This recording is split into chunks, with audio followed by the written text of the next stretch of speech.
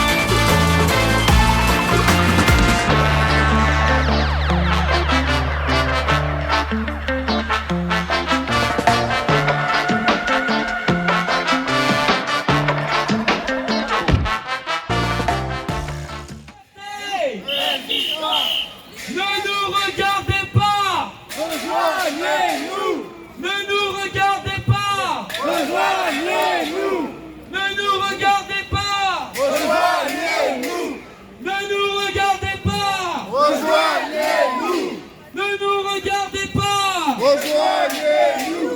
Ne nous regardez pas. Rejoignez-nous. Ne nous regardez pas. Rejoignez-nous. Ne nous regardez pas. Rejoignez-nous. Ne nous regardez pas. Rejoignez-nous. Ne nous regardez pas. Ne nous regardez pas. Ne nous regardez pas. Ne nous regardez pas. Ne nous regardez pas. Rejoignez-nous. Le pass vaccinal. Et le crédit social. Le pass vaccinal. Et le crédit social. Le pass vaccinal. Et le crédit social. Le vaccinal. Et le crédit social. Le pass vaccinal. Et le crédit social. Le pass vaccinal. Et le crédit social. Le pass vaccinal. Et le crédit social. Le pass vaccinal. Et le crédit social. Le pass vaccinal. Et le crédit social. Le pass vaccinal. Et le crédit social.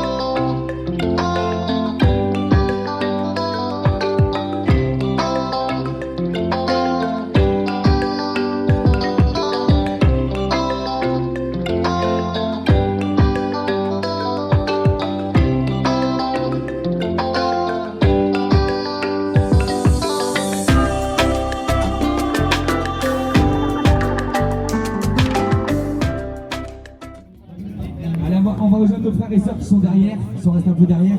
Et un jour, il faudra nous expliquer où on a le droit de manifester, parce que le centre-ville est interdit. On a le droit de rester sur le boulevard. C'est une déclaration. Je vais vous expliquer. On veut faire une manifestation, on fait une déclaration de manifestation. Point. C'est obligatoire. Mensonge. J'ai fait il y a 3 mois. Mensonge. Association Information. Mensonge. Vous Vous ne faites pas de déclaration de manifestation.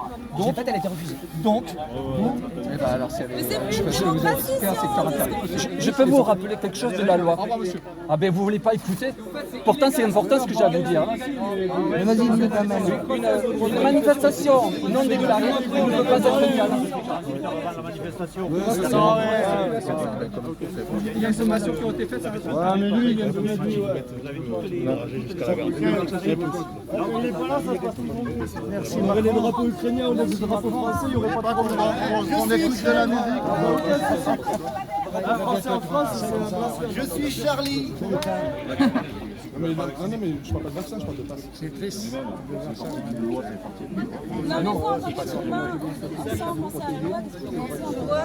Allez, on y va la famille. Vous inquiétez pas.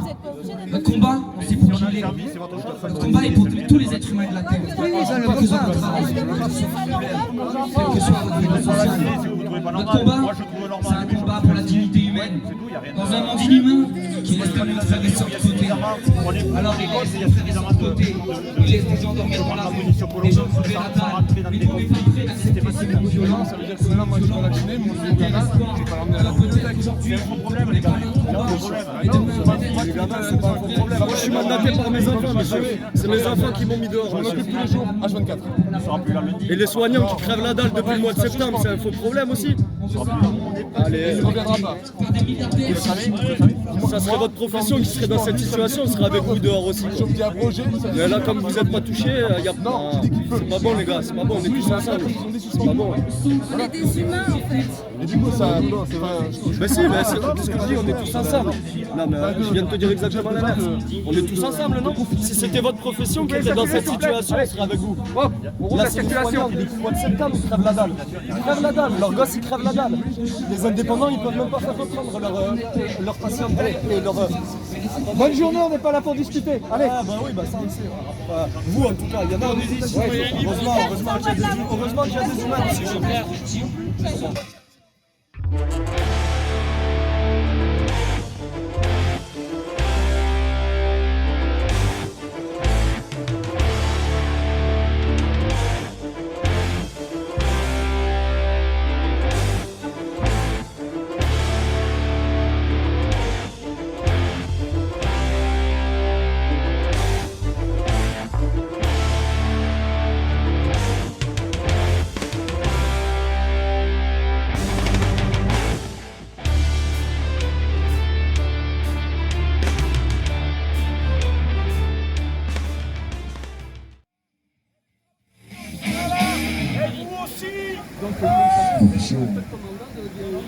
Ah ben ça commence à être un rituel, hein.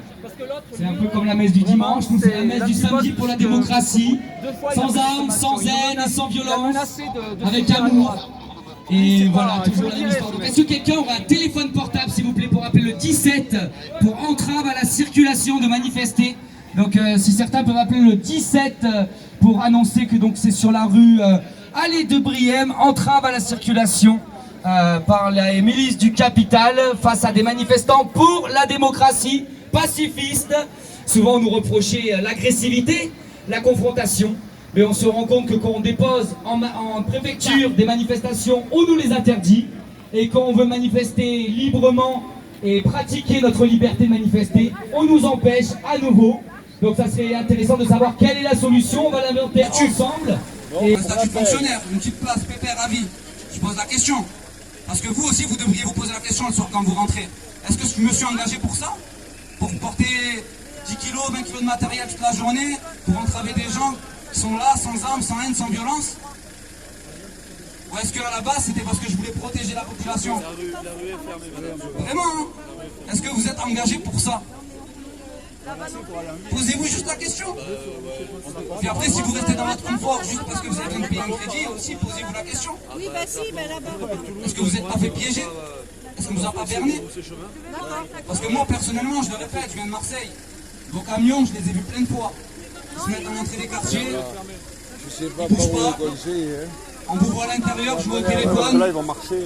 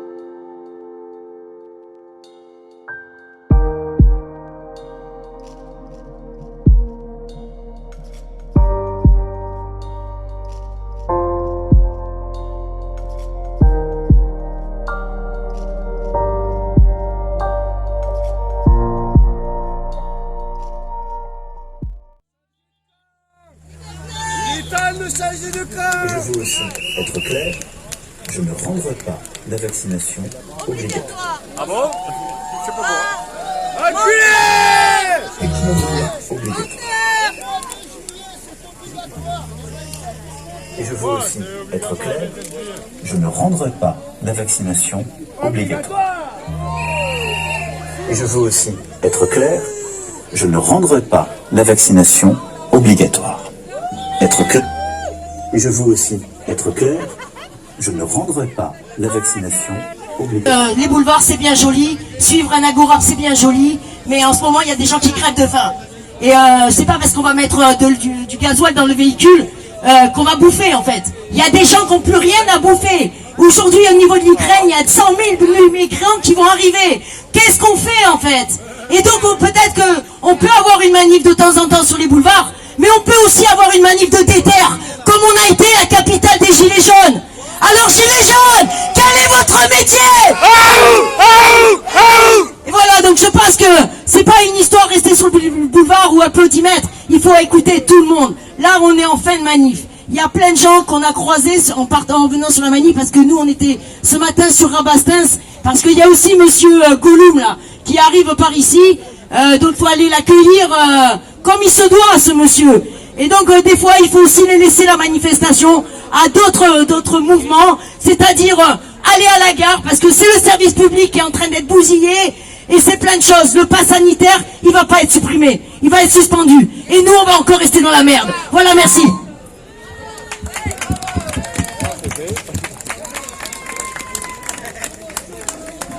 Juste, je voudrais encore remercier tous nos médics qui sont là tous les samedis. Merci à eux de nous suivre.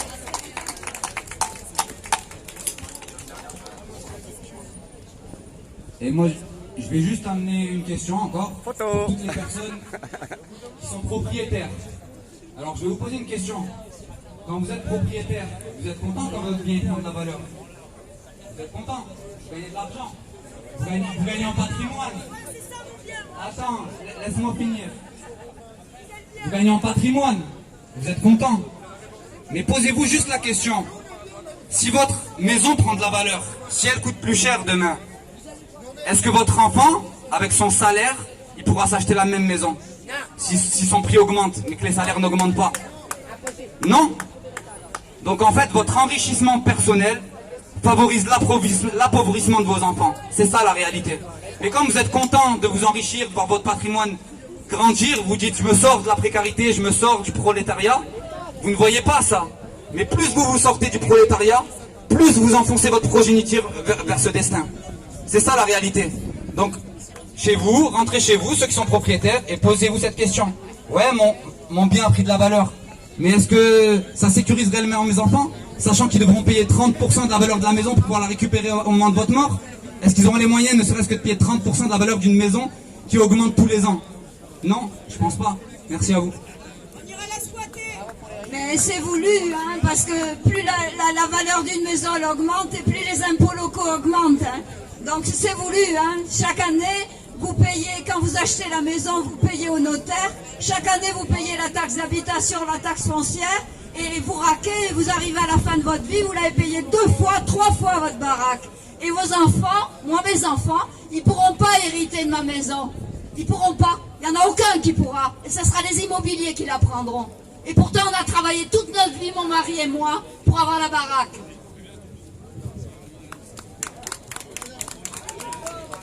Je pense que là-dessus, on va tous être d'accord. Notre objectif à tous, c'est d'augmenter les effectifs des citoyens qui sont révoltés par le monde actuel et qui agissent pour un nouveau monde. Donc voilà, on est ce qu'on est en termes d'effectifs aujourd'hui. Et donc notre défi aussi à nous tous, au quotidien, dans la semaine, chaque jour de la semaine, c'est d'essayer de semer des graines autour de nous pour faire qu'il y ait plus de monde qui refuse ce monde immonde et qui rejoigne une lutte pour qu'on s'émancipe. Évidemment, c'est éprouvant, mais il faut qu'on montre l'exemple. Et si on n'est pas attirant, attractif, et qu'on se respecte pas à l'intérieur de la manif, et qu'on montre pas l'exemple avec la joie, la tolérance, et qu'on montre nos revendications, et ben en fait, on ne sera pas du tout attractif pour les gens. Donc essayons de montrer l'exemple en débattant dans la diversité, en se respectant, en gardant le sourire et en faisant grandir ce mouvement qui est long, qui est dur, mais c'est que nous qui pourrons le faire réussir ou échouer.